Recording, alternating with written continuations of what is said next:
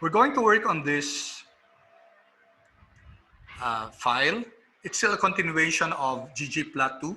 You know, ggplot2 is a very comprehensive package for data visualization. The only problem is that we cannot really cover everything in one term. You have to have two terms or maybe more to really get the whole coverage of the power of capability of ggplot2. But what's important is that we have already gained some, I hope you have already gained some appreciation or some level of knowledge about ggplot2. So let's just continue discussing this. Okay, whatever we discuss today, guys, will I don't know. Maybe I won't be including it in the quiz on Wednesday. Okay? Kasi medyo mas intermediate na tong mga functions na to. Although the first part will be more of review on what we have discussed so far. Okay, so let's take a look at the file. Okay, if you want to know, guys, what are the files that have been installed in your R, you can click this, you can run this, install.packages. Okay, so you can try this. You'll have a list of the packages that have been installed in your R. I won't run this anymore, guys, kasi baka tumagal, kasi marami na akong packages na install. Okay, I'll give you a few seconds to try, guys, and see. You have a list there of what packages you have installed in R. Okay? Marami na ba, guys? Can you have a count?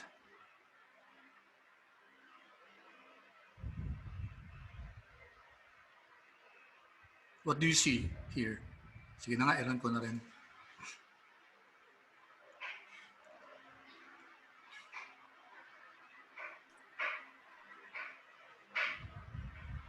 I didn't want to do it kasi marami na ako ng mga packages eh. So this will quite maybe take some time. Okay, thank you for chatting. Yeah, marami na rin na. Kasi over time, marami na rin tayong nagagamit, no? And also, yung base R, yan.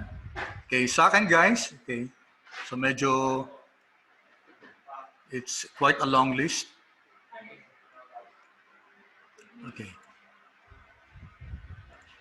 Quite a long list of packages that I have installed over time. Okay, then as usual, guys, we will load ggplot2 and dplyr. If you notice here, the first line of code here, you can use this in order to install, load the package, and install at the same time. So remember what this exclamation point signifies? Anyone who remembers what exclamation point encoding signifies? Kindly write sa chat box, guys. Ano ibig sabihin ng exclamation point?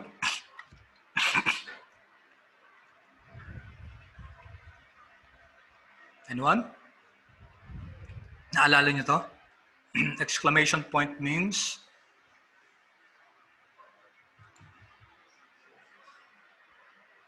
anyone, please? It means, okay. Okay, I have an answer here. Why doesn't it load? Okay, thank you. Thank you, Mary. Thank you, Angeline. That's correct, no? It's not, no? Ibig sabihin ito not. N-O-T. So if you take a look at this, sabi dito, ggplot2, if it's in the row names of the installed packages, diba? I-rina natin kanina ito, installed packages. Pag wala doon, then gagawin niya, install that packages ggplot2. Then sinama na natin yung library ggplot2.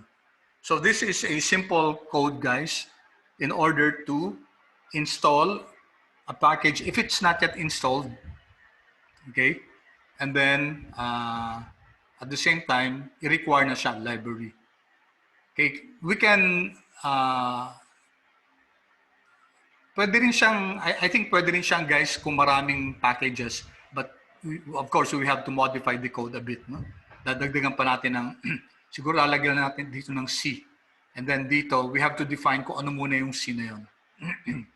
Alright, so let's load both ggplot2 and dplyr.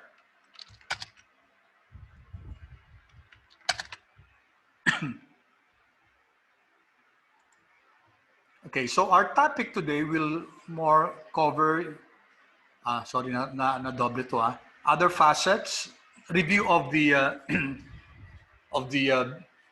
basic data visualization using ggplot2. Let's take a look at, again, facet, coordinates, themes, etc. Okay, we know that the basic components of ggplot is the data, and then you should have the aesthetic mapping and the geom object. Those are the three main components.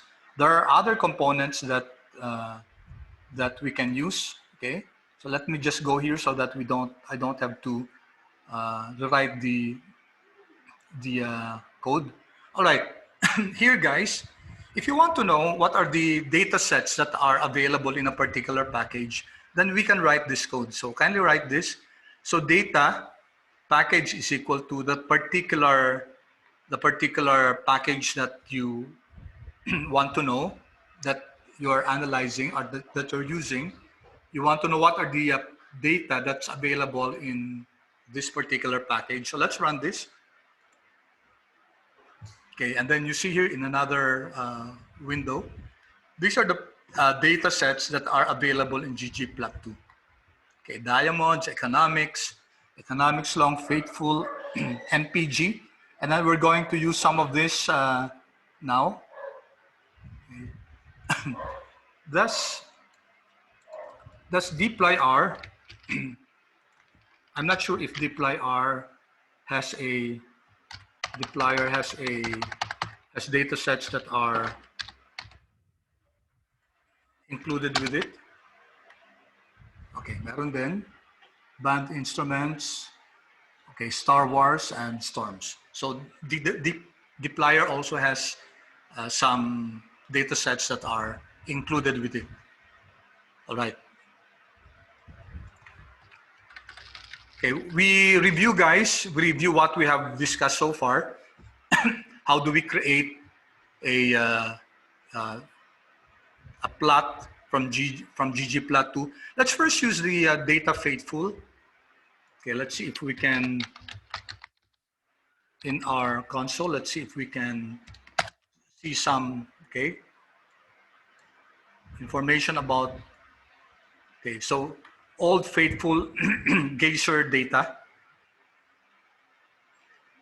So we see here where it's coming from, the reference, 1990 data from this book, Applied Statistics. And what are the variables found here? A data frame with 272 observations on 2 variables, eruptions, numeric, and weighting.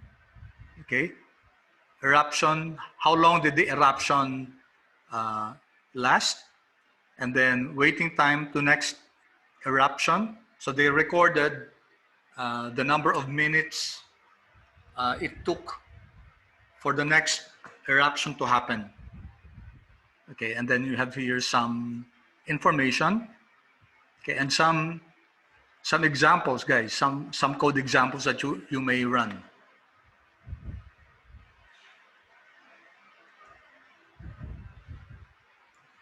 Okay, so let's access this data faithful.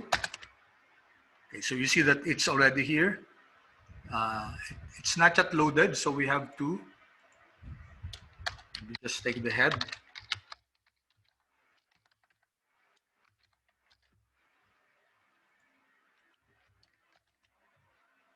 So we have here eruptions and weighting. So the eruption took around 3.6 minutes on the first one, the first record, and it took 79 minutes for the next eruption to take place. Okay, I guess I have to wait a bit because I know that you have to write this. Okay, any questions so far as the data is concerned, the data set. Let's also see, it's useful practice, guys, to always, so they are both numeric variables. Okay, any questions so far, guys? Are you able to follow? Am I going fast or okay lang yung pace natin?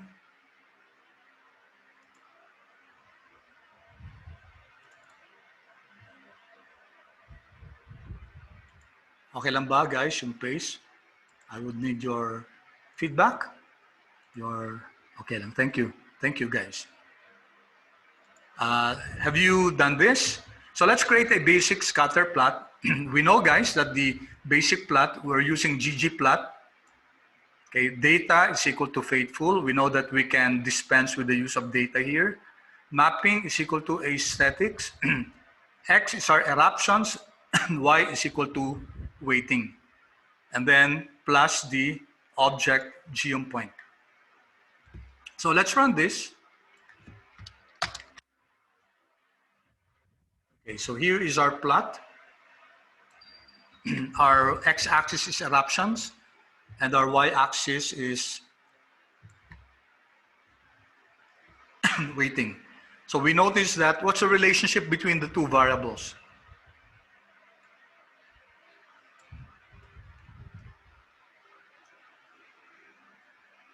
Is there a positive relationship between them or a negative relationship between them?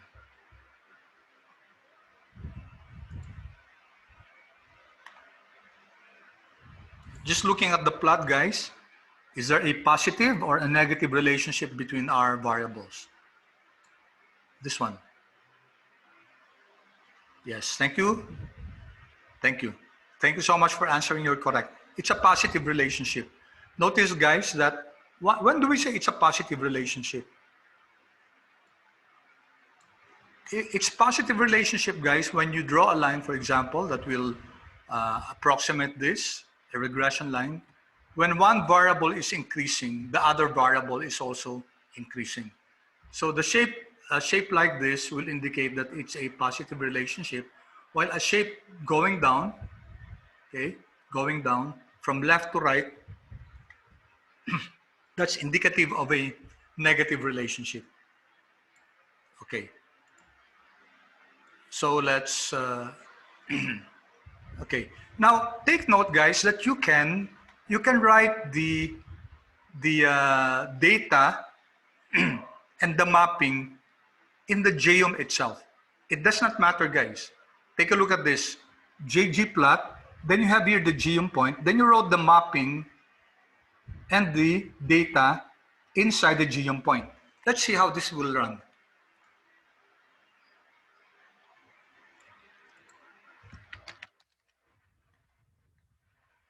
Okay, is it the same, guys?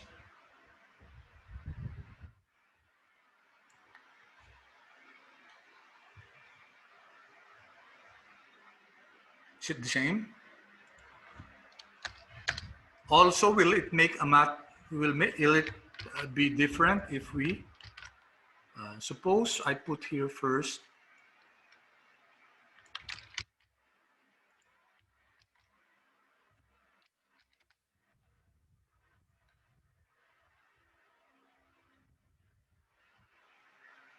one, two. Okay. How about this, guys? I placed both data and mapping inside geom point, but this time I placed data first. Okay, because in this instance, we placed mapping first.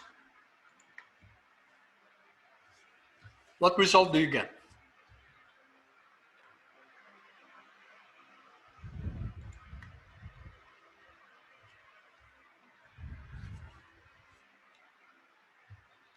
Same lang ba? Answer na ba to? Okay. Okay, same, no? Same. Same. Thank you. Thank you for your answers, guys. So it's the same. No? It's the same. Thank you. So notice, guys, that the mapping and the data, you can put it in the geom object itself. Pwedeng sa labas siya ng ggplot. Okay? But let's realize later on, guys, pag pag may mga pag may aesthetics na, okay, may kaibahan na kung ilalagay natin siya dun sa ggplot mismo at saka dun sa object mismo, which will sa aesthetics mismo. Okay, kunyari, size or shape or color, may kaibahan kung ilalagay natin siya sa loob ng aesthetics or sa loob lang ng geom na object. Okay, we'll explore that in a while. Okay, ito pala yun. If an aesthetic is linked to data, it is put into aesthetic. So kapag yung any aesthetic can be color, size, shape, coordinates, scale, if it's linked to a data, dito natin linalagay yung sa aesthetic. So this is an example, guys. So let's plot again si faithful. Okay, then aesthetic. Okay, so let me just repeat this also. Take note, guys, that this is aesthetic. It can be written Control X, can be written here.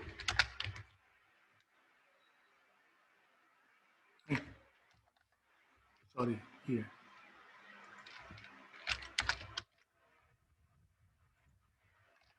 Okay. So what am I doing here, guys? We're plotting here faithful, and it's a geom point, okay, where the X is eruptions and Y is weighting. Same thing as above. And then under aesthetics, we're giving it a layer where the color for eruption should be less than 3. Take note, guys, of color. It can be British spelling or English spelling. Doesn't matter if you type color with a U or color with no U, or just the abbreviated one, col. All of them will be read by R. Okay, so let's take a look at this. Control Enter. Okay, what do you have here, guys?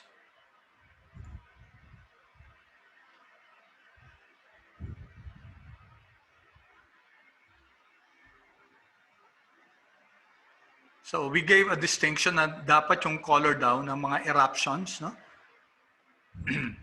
Color natin yung mga eruptions na less than 3. And then here you have this legend, eruptions less than 3.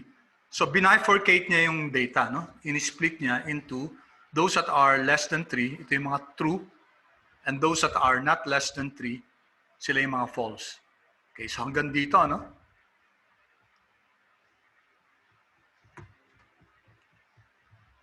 It gave it a different color with the ones that are greater than 3. Okay, same thing lang yan dito, guys. Si aesthetics, si mapping, linagay lang natin dito sa ggplot natin. So if you run this, you get the same output.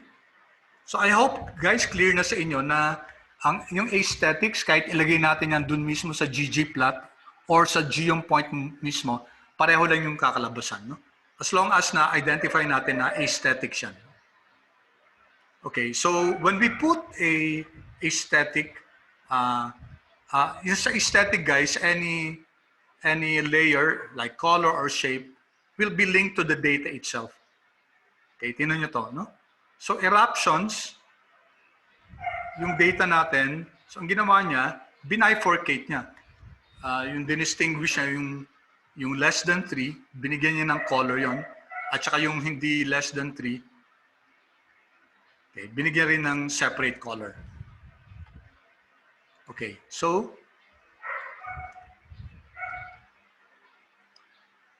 now here, guys, notice yung color natin nasa labas ng aesthetic. Tingnan niyo to, no? Nasa loob siya ng geom point, pero nasa labas siya ng aesthetic. Okay, for example, this one. If you simply want to set it to a value lang siya, guys, hindi siya data. Okay, take note of the difference, data versus value. Then you have to put it outside your aesthetic. Okay, let's take a look at this. Run natin to. Okay. So what do you notice here, guys?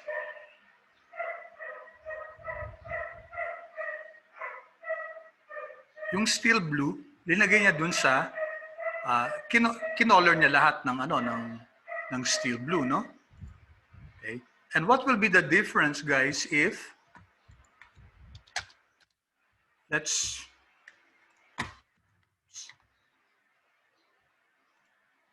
copy this. What happens if we put this, yung color na to, sa loob nitong Control X.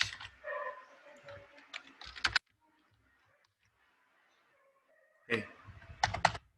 So, tingnan nyo guys, magkaiba to Dito yung color nasa loob ng aesthetic, no? Kasi aesthetic, open parenthesis, X and Y, comma, and comma, color, no? So, si aesthetic, guys, sinama niya dito si color. 1, 2. Okay. Nasa loob siya ng aesthetic. Pero kung nasa labas siya, para wala yata ito, no? Better still, okay, wait, nakakalito to ilalabas ko to guys, Control X para sure tayo.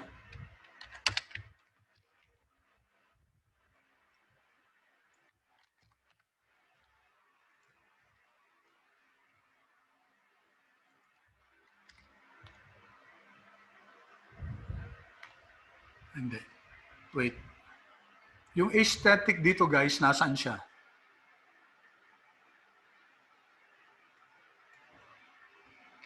Question guys, yung color dito, yung color, nasaan siya? Nasa loob ba siya ng aesthetic o nasa geom point lang siya?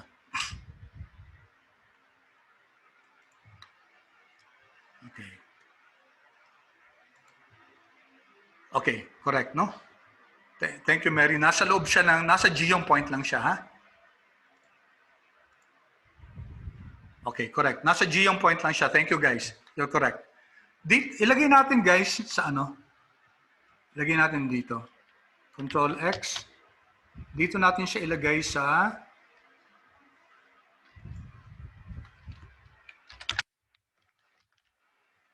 okay. Linagay natin siya sa loob ng aesthetic, no? Ito, this is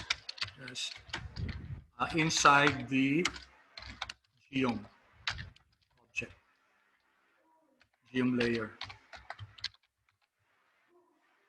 So this is inside aesthetic, no? So what happens here?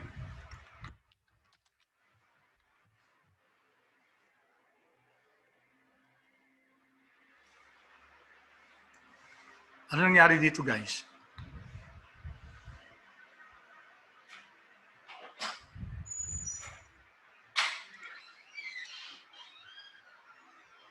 Ako lang ko ng parenthesis. Okay, sandali nang-error ako eh.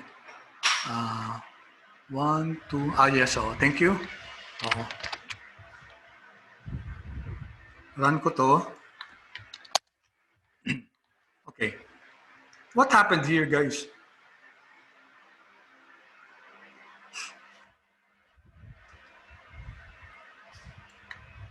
Bakit hindi siya blue?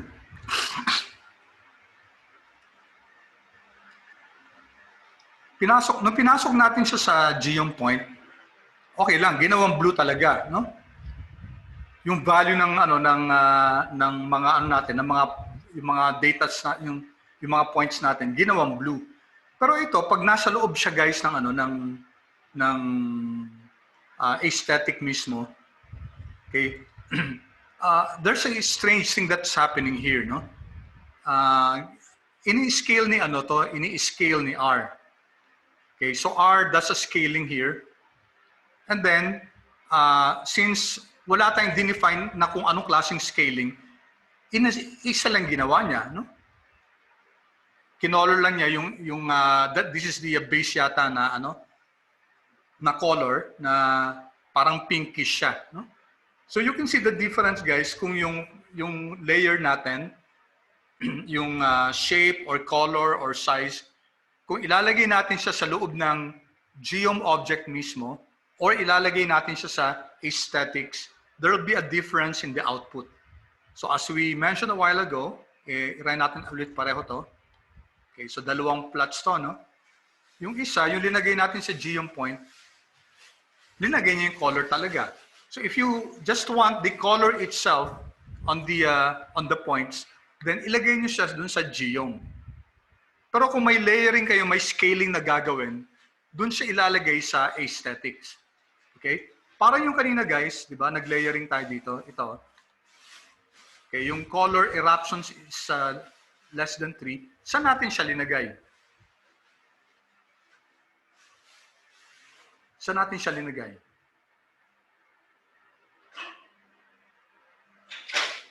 Ito, paano natin rinan? Okay, hindi. Iba to guys, sorry. Kasi may ano to, may condition, ano? Sorry, I can choose this example. Okay, but the lesson here guys is that there will be a difference kung yung color or shape or size, pag ilalagay natin siya dun sa aesthetic mismo or ilalagay natin siya dun sa geom object. When we put it under geom, under the mapping, globalize natin siya, no? Ibig sabihin, R will do a scaling of that. While if we put it under the geom point, individual siya dun sa ano na yon, sa individualize siya dun sa specific na plot na yon. Okay, so if there's one quality or attribute you want to be globalized, which means para sa lahat, no? Para sa lahat ng sa geoms na gagawin natin, dun niya siya ilagay sa aesthetic. Pero just for a specific geom object, dun niya siya ilalagay sa geom. Okay? Clear ba yun, guys? Clear. I know medyo nakakalito, no? Initially yung ano yung concept na to. But you'll get to be familiar with this as we go along, no? Okay? Sige, good. So take note guys, so far ang tiningnan natin, yung mapping at saka yung data, pwede natin siya ilagay dun sa geom mismo. It doesn't make any difference. Diba? So kanina dito, yung ggplot natin, wala tayong linagay, no?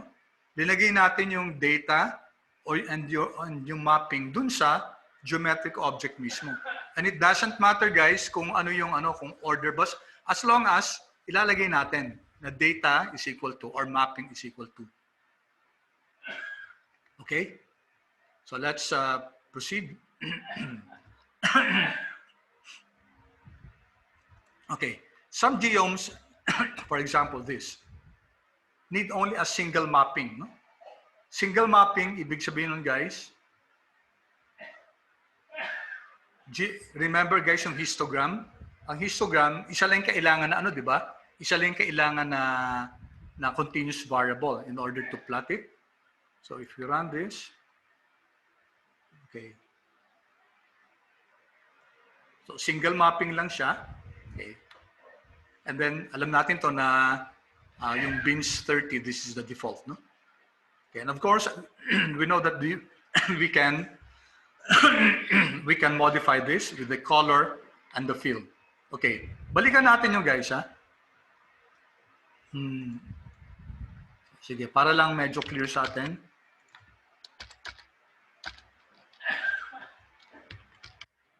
Ilagay natin tong aesthetics dito.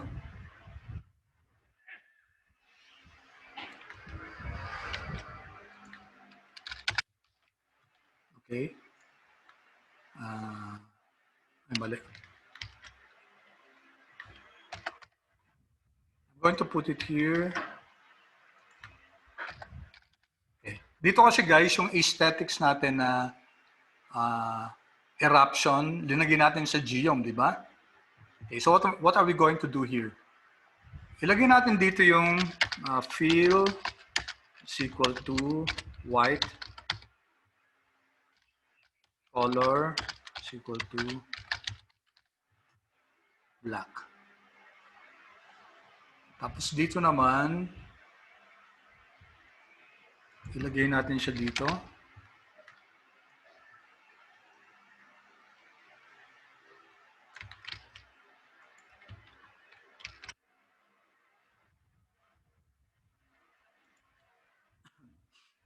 Okay, ano difference ito, guys?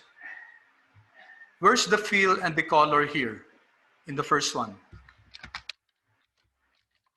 Fill and color in the, saan? Nasa geom ba o nasa A-step? Diba ito, guys, nasa, yan, nasa geom, correct, no? Nasa geom. Dito naman, guys, nasa loob ng, okay, correct. Sa pangalawa, nasa loob ng A-step. No? Okay, may difference ba sila? Just to illustrate the point, no? Okay, thank you, guys. So, run natin to. Tama ba yung ano ko? Kompleto ba? One, aesthetic. Sarado ko tong aesthetic. Tapos, sobra to. Okay. Let's run this.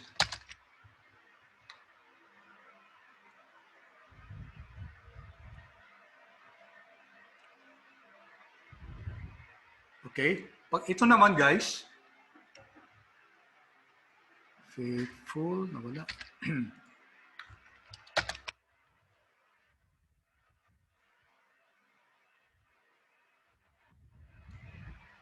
Okay.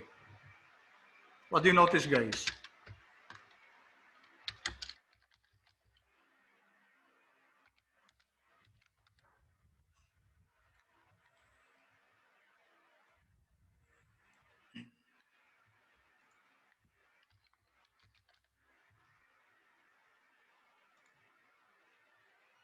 What do you notice?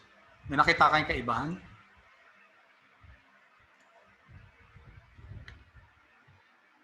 Sorry.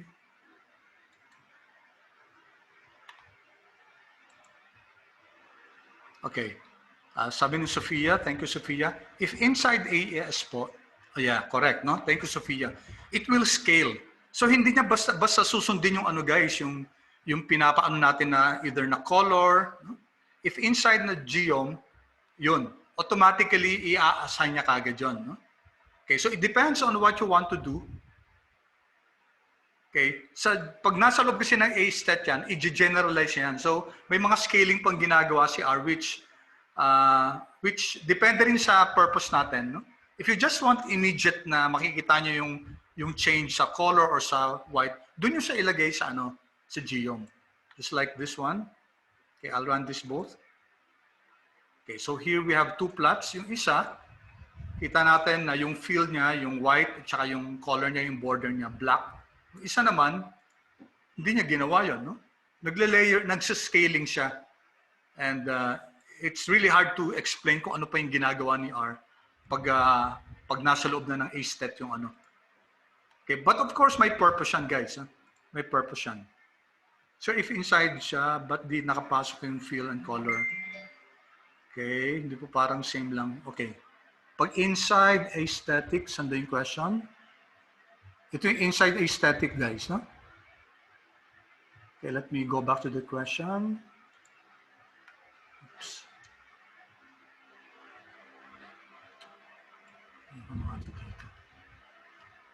So there's a question here. Ano ko lang dito Control C.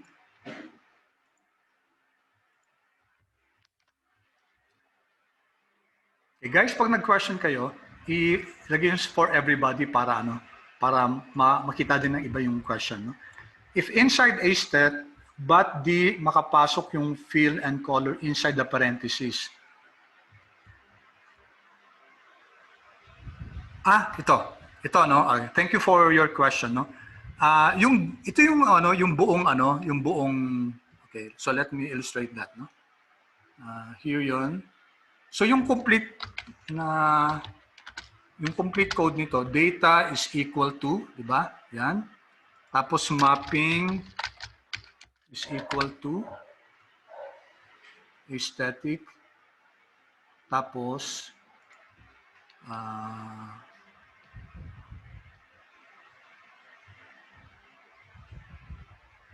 okay, 1, 2, 1. Okay. So nasa loob siya ng aesthetic, no? Ito yung data natin. Okay? Tapos ito yung mapping natin. Yung mapping natin, di ba? Yung mapping yung buong yun, yung mapping na yung aesthetic natin, no? So which is yung X natin at saka yung fill. So kasama siya guys dun sa mapping ito. So it's actually inside. Okay? If you remove yung ggplot 2 na to, no? If you remove this, for example, tanggalin ko lang to sandali Tingnan nyo. Data is equal to, okay, at saka mapping is equal to. Yung mapping yan, yung buo. No? Clear ba yung Clear ba yung pag-explain ko? So if we run this, yan. It's part of mapping, no? Kasama sa mapping. So yung mapping, ang kasama niya, yung aesthetic na yung coordinates natin, X and Y, at saka any fill or color that you want to put there. So it's part of the mapping. It's part of the aesthetic mapping. Okay, I hope that answered your question. Okay. So other examples, guys. Ito na natin, no? Geoms are added in the order they are added, no? Are drawn in the order they are added. So ito, dalawang geom natin, no? So ang mangyayari dito, uunahin niyo muna yung density and then saka uunahin yung point. Okay, so here we're plotting again yung faithful natin. Okay, so i-run natin to. Okay. So this is now our plot, no? So uunahin yung geom density na two-dimensional and then yung geom point. So according to the order in which they are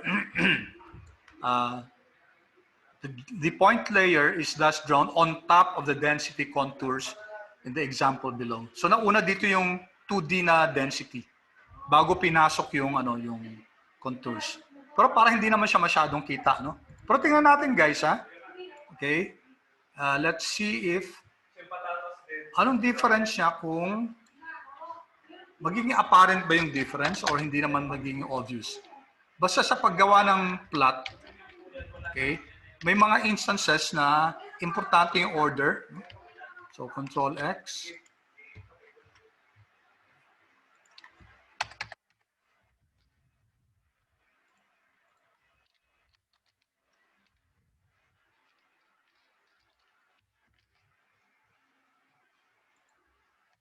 Okay, will there be a difference if what we did was to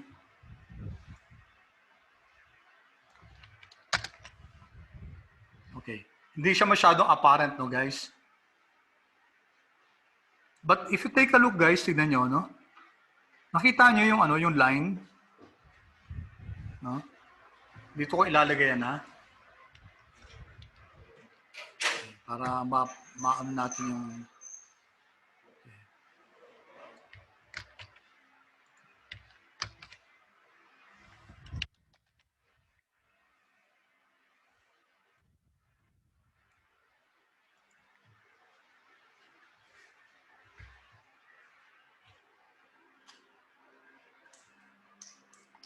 tignan nyo guys yung line. Kita nyo ba?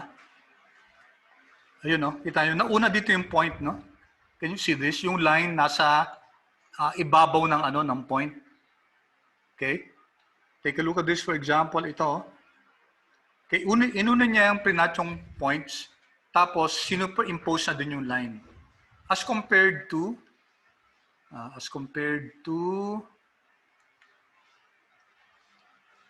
asan yung kanina natin?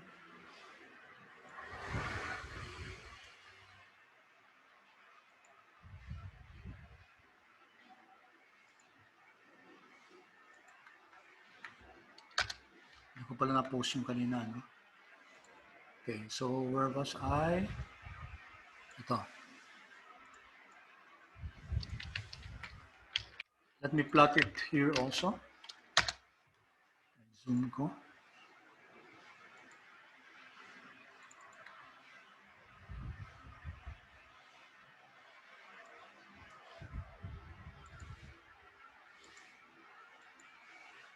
Hindi nag-zoom to,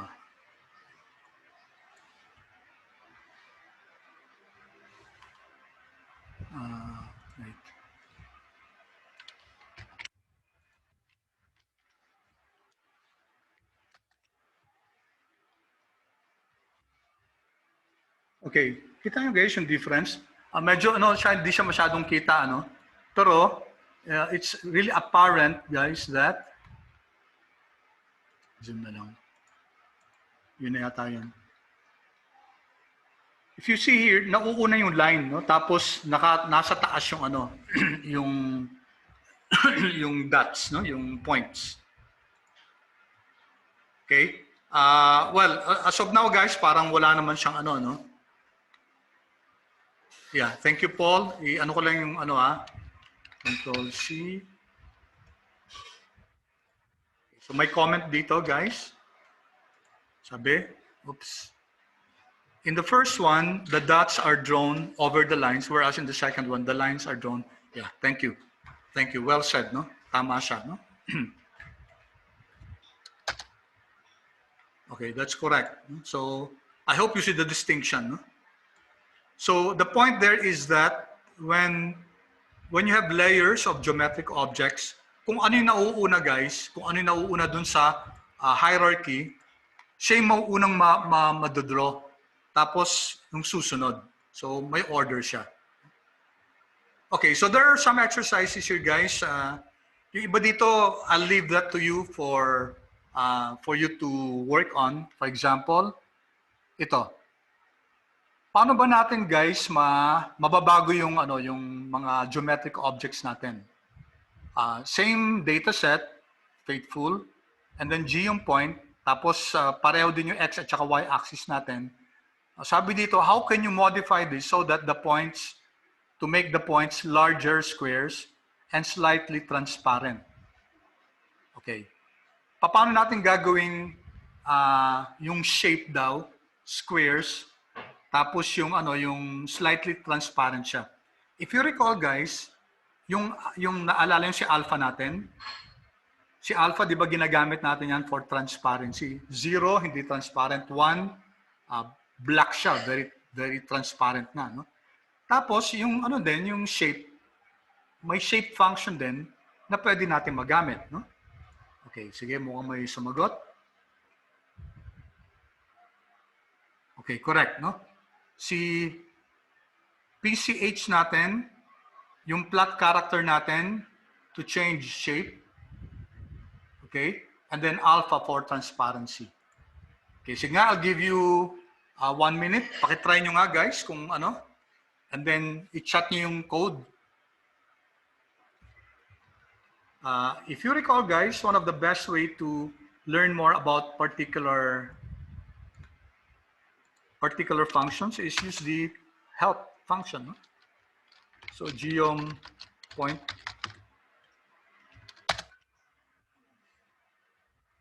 Yan, may mga help tayo dito. No?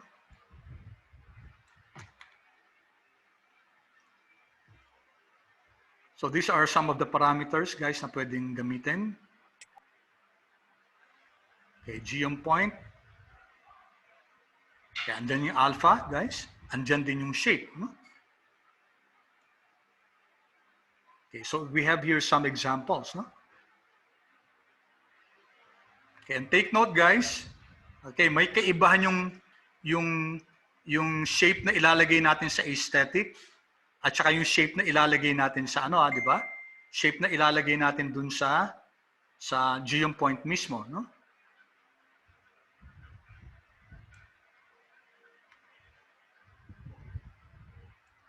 Okay, sige.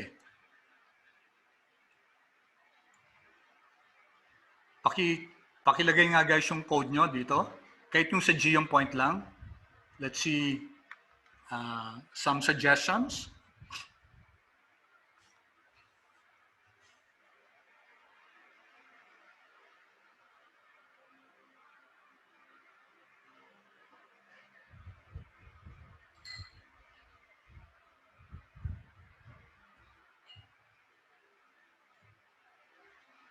Any sharing, guys, of code?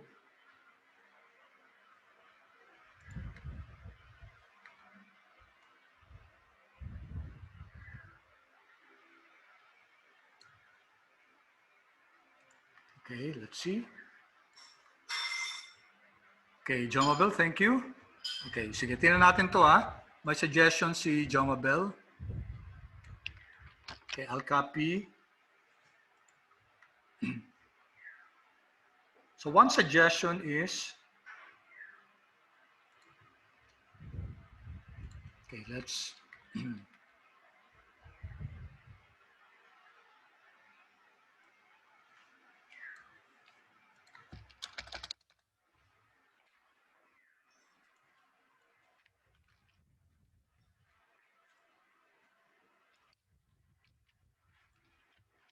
okay. What happens guys if we, ang plot character natin dito, or we can use the shape, ha? Okay. So tama ba? No? How can we improve on this, guys?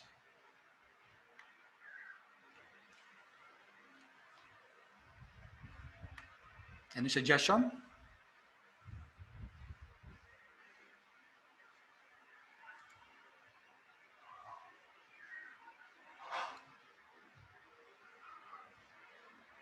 Try nyo pa, guys.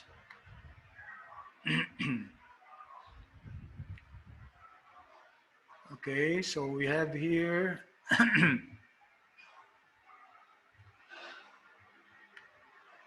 Okay, let's, sige, ano ko itong ibang suggestions, ha?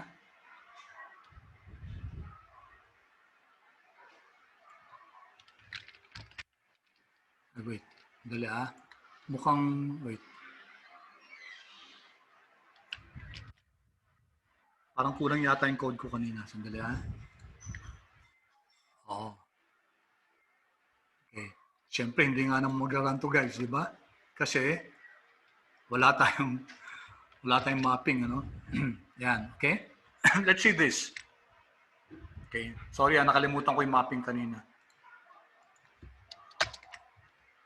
Alright. So what happened here, guys? So meron tayong transparency ngayon, no? 0.5. And then, plot character natin, 0. It's a square. Okay? So did this answer the question, guys? Yes, no? Tama to. No? Dinagin natin dun sa geom point yung transparency na alpha, in terms of alpha, and then PCH, plot character. Let's see, may mga iba pang suggestions. There are always several ways, guys, okay, to do this. Okay. So halos pare-pareho ng iba. Okay.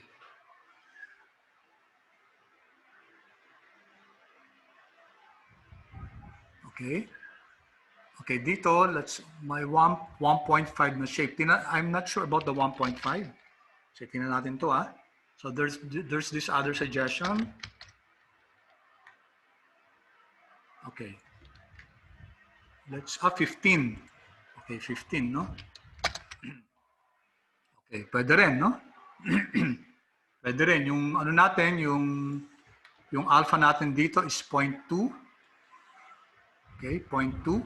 And then shape is, that's also a square, no? Shape is equal to 15.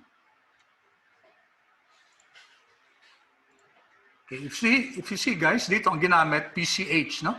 Plot character. Dito naman pwedeng shape ang gamitin. And it's inside the geom point. Okay? Andi dito yung A-step, no? Pero, yung alpha at saka yung shape dito, that's inside your geom point. It's not inside your mapping. Okay, good. Good. Okay, so there are other questions here. Okay, I leave this to you guys. Itong may mga ano na to, may mga dot, mga exercises yan. So there 1, 2, 3. Okay, 3 more exercises. I want you to do that, guys, no? Kaya niyo yan, no? May mga, yung iba may hint, yung iba wala naman. Okay, para maano nyo rin yung ano, yung you can also practice on that. Okay. All right. Any questions so far, guys? Any questions? Okay, clear ba? Clear so far? Okay, good. Good. Okay, by next week, by the way, guys, so this Wednesday will be our exams. Then by Monday, we will try to finish this. Itong ggplot to Monday and Wednesday. Yung next, ano kasi, yung interactive na plots natin, hopefully by Wednesday, no? And then by, after that, then we go already to deployer or yung data wrangling na tayo. Medyo talagang kakapusin tayo sa oras, pero siguro before the term ends towards the 10th or 11th week, magre-request talaga ako sa inyo guys if it's okay with you. I hope okay with you guys for us to have an extra session to compensate for what we have missed. No? Siguro one Saturday, mag-set na lang tayo ng isang time. Of course, attendance will not be checked, but I hope you'll be there. Okay lang. Is it okay, guys, for us to set? Kasi tinitingnan ko yung coverage natin. Hindi tayo matatapos talaga eh. But I want us to really cover, no? As many materials as possible. Will that be okay with you? Kung pwede, guys, pakiyas na lang, no?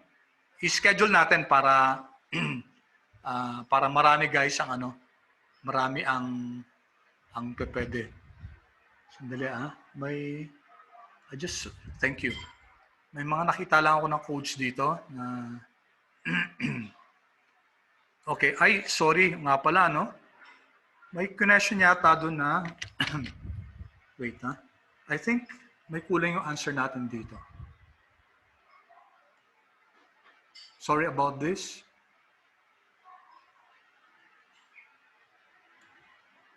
Make the points larger, no? Okay, make the points larger. Okay, yun ang yata hindi natin nasagot, no? Okay, let's use this one or pwede rin tong shape para consistent tayo dun sa shape is equal to 15. Again, alpha is equal to 0.5. Okay, 0.3. So this is another way, and then we identify the size, guys. So let's run this. Okay. So ito, guys, di ba? Mas malalaki nga yung mas malalaki yung size. Kasi kung size is equal to 1 lang, okay, very small, no? Very small yung mga circles natin. Like this tree, for example, it will be relatively bigger. Or, siguro kung lagyan natin ng, I don't know kung up to what size this is, but up to size 10, guys, ang laki na nga, no?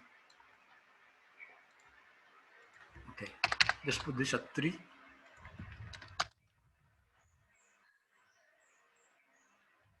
Then if shape is equal to, let me see if shape is equal to 0.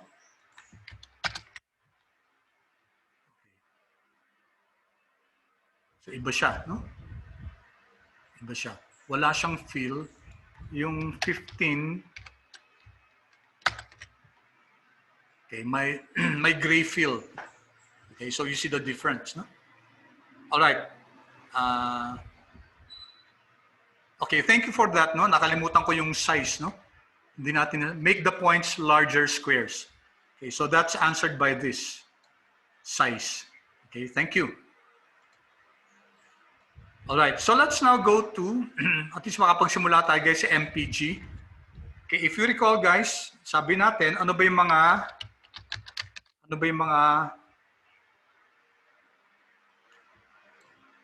okay, hirap itong ano yung mga data set na available sa atin sa package is equal to ggplot2. Okay, one of the packages available here is MPG, no? Fuel economy from 1999 to 2008. Okay, this data set came from, so nanggaling siya dito sa site na to, dun sa US EPA. Okay, we won't go there, guys. Tinan nyo na lang, but you can see up to 2015 yata, and you can get the data, iba't ibang data. Tapos dito dinescribe ko na lang, guys. Okay, so let's get this first. Let's access this. Data MPG. Okay, naka-promise pa, hindi pa naloload dito. Okay, so ano yung mga laman niya? Manufacturer, model, displacement, year model, number of cylinders, and then ito yung ano bang ibig sabihin nito? Kung anong klaseng ano siya?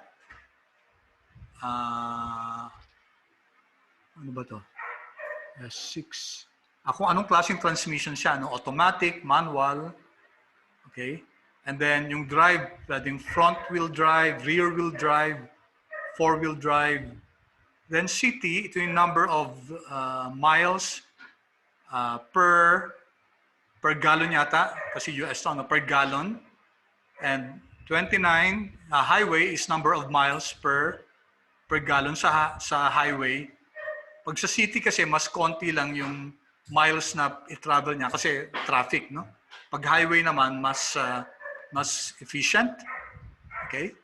And then here we have class, compact, etc. Okay. So let's go back to our description. Andyan, city and highway, yan. MPG siya.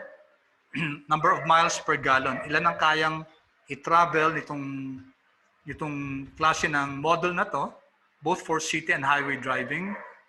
Displacement is engine displacement in liters. Okay, drivetrain, kung front wheel F, rear wheel R, and four wheel 4. Okay, model and then class, two-seater, SUV, compact, etc. All right, let's do this. Okay, paano natin malalaman guys kung ilang klase dun sa variable? Okay, pag nag-glimpse tayo, glimpse, di ba pwede natin makita yung glimpse guys, no? Glimpse MPG, ang ibibigay lang sa atin guys yung manufacturer. Hindi, ililist na dito guys yung different types, pero hindi niya sasabihin sa atin kung specifically ano yung mga unique types ng manufacturer. Okay?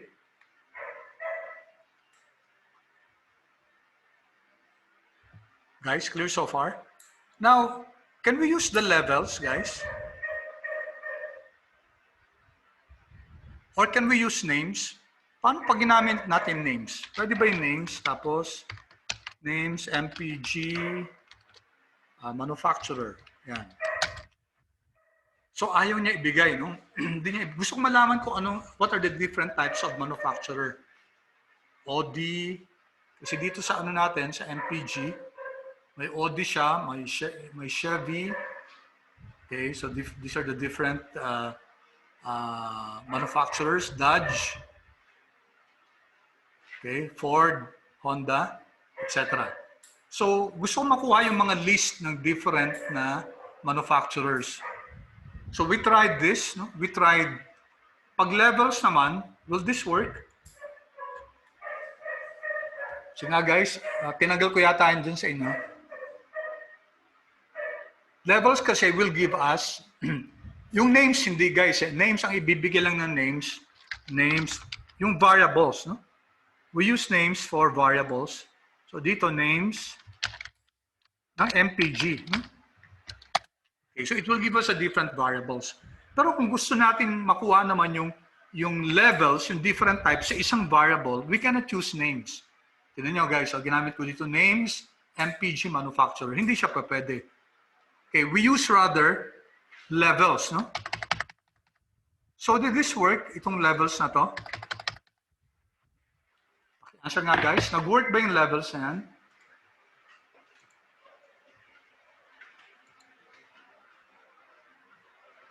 It works.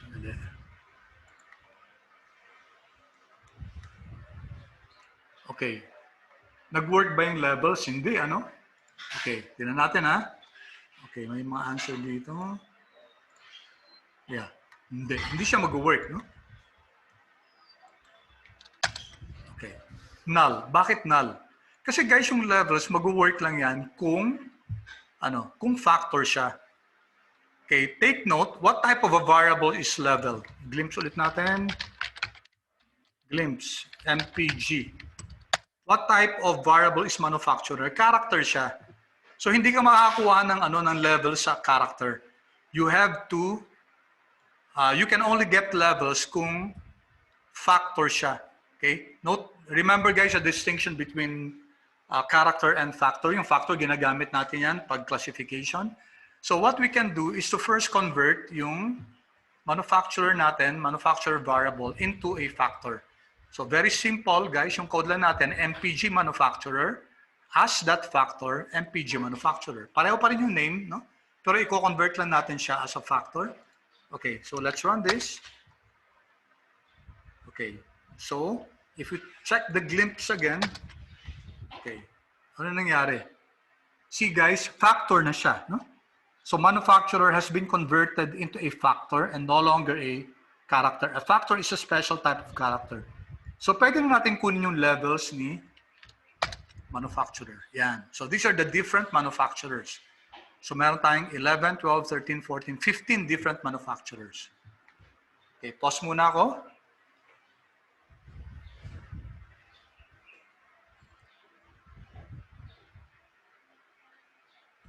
So let me just review this. Sabi natin, gusto natin malaman kung ano yung different types, ano yung different objects inside a variable.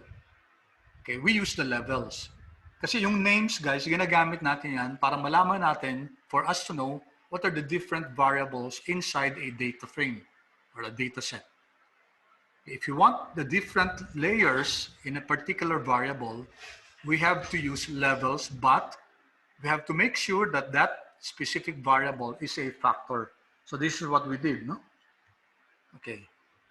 So all in all, pang 11 tong Nissan, 12, 13, 14, 15 variables. Okay. There are other ways to do this. One way is to make use of our dplyr, okay, our pipe operator. Pero ito, may additional to. Kasi ang levels, guys, hindi natin mabibilang kung ilan ba yung ilan each yung mga manufacturer natin. How many of each manufacturer, sorry, this is wrong. Manufacturer are in the data set. Okay, so we can use this. Tingnan nyo to So MPG, remember we start from MPG, and then, okay, this one, group by. Okay, I think namit na natin itong group by, no? So ang gagawin natin, i-group by natin yung manufacturers and then ipapatali natin. Bilangin niya. So let's run this. Okay, there. Okay, so you have 15 by 2. Okay, the first row is your manufacturer. The second row is your count. No? So ito yung automatic na binigay sa atin. Of course, recall guys that you can create an object out of this. No? So let's copy this. Kung gusto nyo, for example, to preserve this object, okay, let's just name it as M1 kunyari, alt minus. So here we're creating an object called M1. Okay, it's MPG, data frame MPG, and then we group by, and then we tally. If we run this, we create an object called M1 here. No? And if you notice guys, M1, pag click natin to, okay, kung ano yung lumabas kanina, okay, ganun din dito. No? Okay, but here guys, pwede natin siyang i-sort. Okay, so this is a quick way to sort it. So this is highest to lowest. So if you click M1 again, okay, pero babalik siya sa original. Okay, any questions so far? If you want to, sort it, okay, ito gagamitin natin, no? Again, si dplyr na naman tayo. Same thing, guys. MPG, group by, and then summarize. Okay, summarize natin. Okay, so gawin natin siguro to, gawin natin, ito yung pangalan ng ano, ng let's call it count. Okay. Count is equal to, this is the function, no? Bibilangin niya. Okay, and then arrange ito. Another function sa dplyr, guys. Arrange descending, oops, sorry, wrong. Mali ito, no? Here, okay. So we create this manufacturing and then descend, sandali. Count na lang, sorry ha. Count yung pangalan ng variable natin. And then let's see, count. Okay, let's see, guys. Yan, okay. What do you notice, guys? Dito, in-arrange na siya in descending fashion, no? From the highest to the lowest. So if you take a look at this code, guys, MPG, and then group by yung variable na gusto natin i-group, then isa-summarize daw natin. Ano isa-summarize natin? Ito yung function. Okay, pwedeng sum to, pwedeng average, pwedeng standard deviation. Okay, yung mga mathematical na pwede nating gamitin dito, no? And then count, yung pangalan ng variable, and then arrange natin in descending fashion. Pwede ring ascending to, ASC ascending. If we do this, run natin to. Mali yata ang spelling ko na ascend. ASC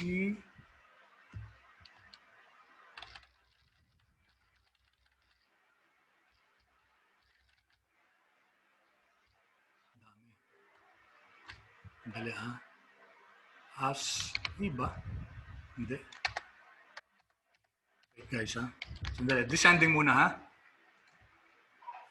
ASC. Balik ko kasi descending. Tapos let me just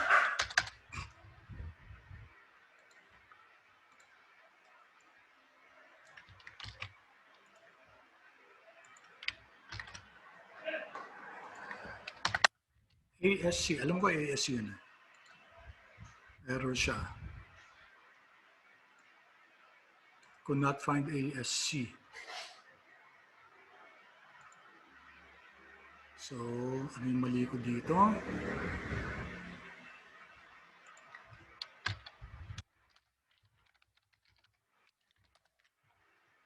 Arrange.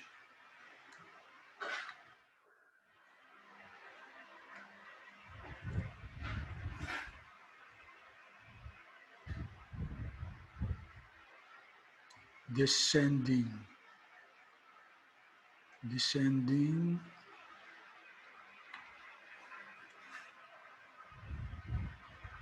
Wala siya example ng ascending. Or baka, wait ha.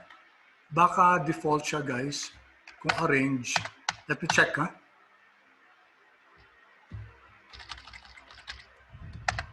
So if I don't put the descending, okay, baka ito yun. Kalimutan ko na kasi. Yun. Ay, yeah, correct guys. So, kung ascending lang guys, you don't have to put ASC. No? Arrange lang siya and then automatically yon it will be arranged in an ascending format. And the other one is this, no? Into a descending format. Okay. Time na, bilis. Okay. So it's already time guys. So my exercise dito, may I request you guys to we'll continue with this next week pa, no? Next week pa to. Yung iba, mga color, size, shape, although we have been starting to work on this. Okay. Actually, may part 2 pa to eh. No? That's my problem, guys. Hindi ko alam kung paano natin talaga pagkakasyahin. Kaya nga, buti na lang pumayag kayo na mag-isa pa tayong ano. Kasi magdo-drawing tayo ng maps dito, no? map ng Philippines, map ng Asia using ggplot. Okay, so with that guys, thank you so much. Sorry for the extended time. Let me reminder lang yung exam natin guys on